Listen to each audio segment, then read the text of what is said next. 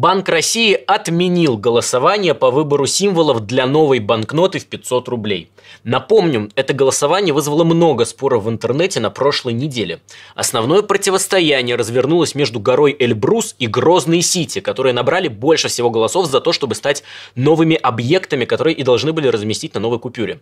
В один момент эта история, видимо, приобрела слишком принципиальное значение, и как это часто и бывает на выборах в России, их попытались сфальсифицировать. Например, чеченский госканал опубликовал инструкцию по накрутке голосов за Грозной Сити на новой 500-рублевой купюре. А Рамзан Кадыров и вовсе объявил розыгрыш айфонов. В общем, ничего нового, как говорится, выборы. Ну и в конце концов эти выборы тоже вполне себе отменили в рамках путинской электоральной традиции.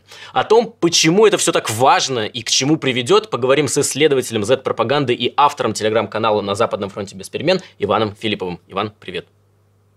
Добрый день. Ну вот ты следишь вообще за Z-телеграм-каналами, и мне кажется, что действительно самое главное дискуссия вокруг вот этих вот выборов, она разворачивалась в Телеграме, будто нигде ее больше не было. Что вообще настолько важным стало для пользователей интернета, и почему это так начали муссировать активно? Это не совсем для пользователей интернета, да, ты совершенно прав, это битва за пятихатку была какая-то совершенно ожесточенная, в ней принимали участие практически все, без исключения, главные Z-каналы, от двух майоров до Позднякова, там, Рыбаря, очень много текстов, очень много призывов голосовать за Эльбрус, и очень простой ответ на вопрос, почему их это тревожит. Потому что это Кадыров. Если бы это была идея кого угодно, и любое другое место, кроме Грозного, вряд ли кто-то бы на это обратил даже внимание.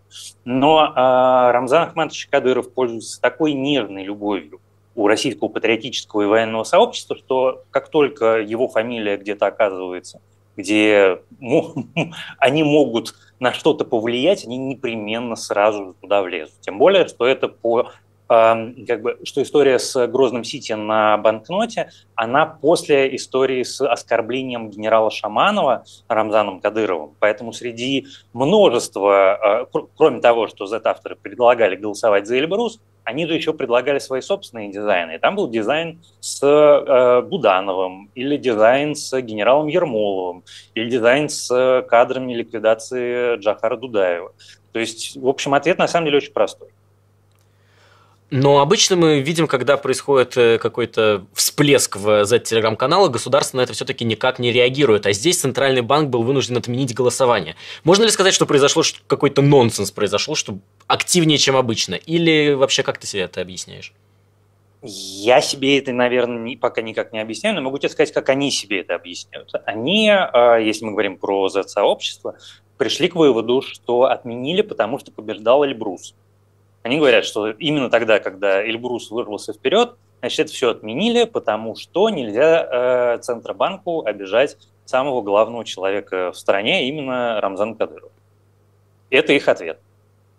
А с точки зрения Рамзана Кадырова, то есть это какая-то попытка спровоцировать, или ему действительно тоже просто важен был вот этот вот Грозный Сити на 500-рублевой купюре? И вообще мы знаем, что Рамзан Кадыров, говорят, очень серьезно болеет. То есть можно ли говорить о том, что это действительно что-то делал Рамзан Кадыров, или это просто какой-то такой объединенный чеченский, не знаю, экспириенс с той точки зрения, что они решили, что вот им нужно пробить Грозный Сити? Слушай, я не рискну предположить, что там и как, почему думает Рамзан Кадыров. Но мне кажется, для него это был вопрос престижа. Круто, вот, значит, построенный мной буквально город, Грозный Сити, будет на каждой банкноте. Это звучит довольно престижно, нет? Мне кажется, такая довольно логичная вещь. Но это же, как мы знаем, и является главной проблемой для Z-сообщества. Они говорят, что, смотрите, это памятник, дотациям, которые Россия дает Чечне, почему это должно быть символом нашей страны, изображенным на денежном знаке.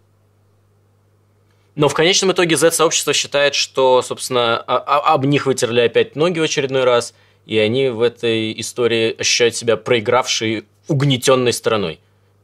Ну нет, я бы не сказал, что они прямо ощущают, что от них вытерли ноги. Я говорю, повторюсь, они верят в то, что...